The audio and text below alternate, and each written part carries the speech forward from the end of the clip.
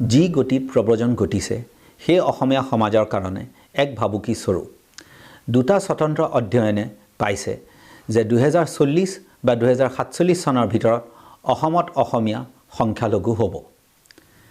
বাংলাদেশীসকলৰ যোগদান কেৱল জনসংখ্যাতেই নহয়, তেওঁলোকে অপৰাধতো জড়িত থাকে। আমি গুৱাহাটী উচ্চ ন্যায়ালয়ৰ 3 নৱেম্বৰ 2014 চনৰ পৰা 14 নৱেম্বৰ 2014 চনৰ ভিতৰত জামিন আবেদনকাৰীৰ নাম অধ্যয়ন কৰি পালোঁ যে 50%তকৈও বেছি আবেদনকাৰী হ'ল বাংলাদেশী মূলৰ মুছলমান মানুহ। ৰাষ্ট্ৰীয় নাগৰিক পঞ্জীয়ন NRC নৱীকৰণ কৰাৰ দ্বাৰাই অসমত থকা ভাৰতীয় নাগৰিকক চিনাক্তকৰণ কৰা হ'ব। পিছে এইটো এটা অসমৰ ৰাইজৰ ওপৰত প্ৰবঞ্চনাহে। প্ৰকৃততে বাংলাদেশৰ পৰা অহা অনুপ্ৰৱেশকাৰীক এটা নাগৰিকতা দিয়াহে কৌশল। আচলতে বাংলাদেশৰ পৰা অহা অনুপ্ৰৱেশকাৰীক নাগৰিকতা প্ৰদান কৰাৰ সময়সীমা 25 মাৰ্চ 1971 চনৰ পৰা 3 ডিচেম্বৰ 2004 চনলৈ বঢ়াই দি এই অনুপ্ৰৱেশকাৰীক সংস্থাপিত কৰাহে এটা প্ৰক্ৰিয়া। অসম চুক্তিৰ এটা মূল ভিত্তি আছিলে যে বাংলাদেশীসকলক চিনাক্তকৰণ কৰি তেওঁলোকক বহিষ্কাৰ কৰিব। তাৰ উল্টাটোহে হৈ আছে। আইনৰ মতে বাংলাদেশীসকলে দুটা প্ৰকাৰে নাগৰিকত্ব পাব পাৰে। প্ৰথমতে 25 মাৰ্চ 1971 চনৰ আগতে আহিলে, দ্বিতীয়তে জন্মস্বত্বৰ ভিত্তিত নাগৰিকতা পায়। জন্মস্বত্বত নাগৰিকতা দিয়াৰ চৰ্ত সময়ে সময়ে সলনি হৈ আছে।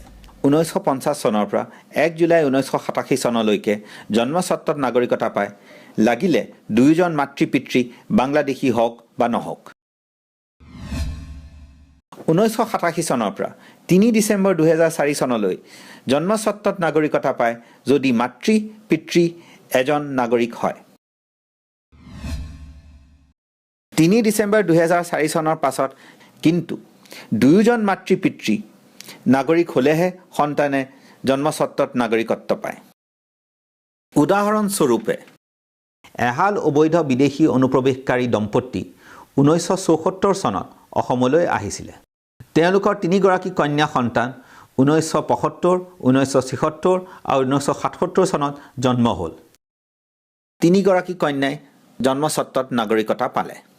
3 গৰাকী ডাঙৰ হৈ 1995, 96 আৰু 97ত একোজনকৈ অবৈধ বিদেশী অনুপ্ৰৱেশকাৰীৰ লগত বিয়া পাতিলে আৰু প্ৰত্যেকে গাইপতি 3টাকে সন্তান জন্ম দিলে 2004 চনৰ ভিতৰত।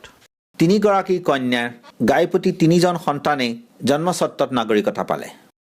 এতিয়া দেখা গ'ল যে এহাল অবৈধ অনুপ্ৰৱেশকাৰী দম্পতীৰ পৰা বৃদ্ধি হৈ 17 গৰাকী হ'লগৈ আৰু অসমে পালে 12জন নাগৰিক আৰু 5 গৰাকী বিদেশী নাগৰিক।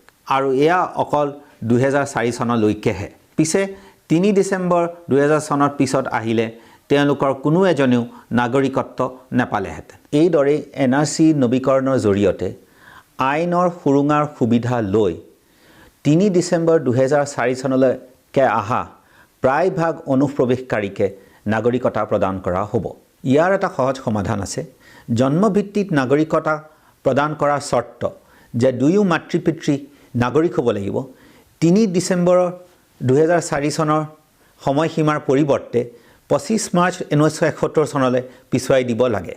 নহ'লে যদিও মুছলিম লীগ 1947 চনত অসমক পাকিস্তানৰ লগত অন্তৰ্ভুক্ত কৰাত বিফল হ'ল, সেই 2047 চনত অনুপ্ৰৱেশকাৰী জোৰত লাভ কৰিব। এই বিষয়ত এটা গুৰুত্বপূৰ্ণ সমস্যা হৈছে ভুৱা নথি পত্ৰৰ প্ৰয়োগ আৰু অসম চৰকাৰৰ মৌনতা। কেৱল ভোটৰ কাৰণে এই বাংলাদেশীসকলক চৰকাৰী মাটি, বনৰ মাটি, চৰণীয়া পথাৰত বহা সুবিধা কৰি দিয়া হয় আৰু তাৰ ওপৰতো তেওঁলোকে সংখ্যালঘুৰ কাৰণে থকা আঁচনিৰ লাভ উঠায়। আমি অসহায় নহয়। আমি অসহায় এইকাৰণে বোধ কৰোঁ কিয়নো চৰকাৰে একো নকৰিলে। আমি অতি সহজৰে দুটা আইনৰ প্ৰক্ৰিয়া ল'ব পাৰোঁ। প্ৰথমতে কোনো সন্দেহযুক্ত বাংলাদেশীৰ বিৰুদ্ধে আমি ওচৰৰ পুলিচ থানাত অভিযোগ কৰিব পাৰোঁ যে তেওঁ সন্দেহযুক্ত বিদেশী বুলি। আমাৰ কাম হ'ল অভিযোগ কৰা, প্ৰমাণ কৰিব লাগিব সেই বাংলাদেশীজনেহে যে তেওঁ বিদেশী নহয়। তাৰ উপৰিও যিসকলে এই বাংলাদেশীসকলক নাগৰিকতা অধিকাৰ পাবলৈ সহায় কৰে তেওঁলোকো আইনৰ চকুত অপৰাধী। আমি তেওঁলোকৰ বিৰুদ্ধেও অভিযোগ কৰিব পাৰোঁ।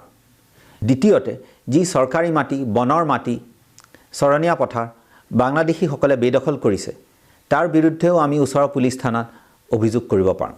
প্ৰব্ৰজন বিৰোধী মঞ্চৰ জন্ম এই কাৰণেই, আমি বাংলাদেশীসকলক চিনাক্তকৰণ কৰি আৰু নাগৰিকতাৰ অধিকাৰৰ পৰা তেওঁলোকক বঞ্চিত কৰিবলৈ ইতিমধ্যে কাম আৰম্ভ কৰিছোঁ। আপোনালোকেও কৰিব পাৰে।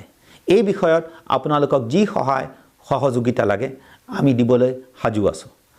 আমাৰ লগত যোগাযোগ কৰিবলৈ আপোনালোকে এই নম্বৰটোত এটা মিছড কল দিব পাৰে বা এই ইমেইল এড্ৰেছটোত লিখিব পাৰে।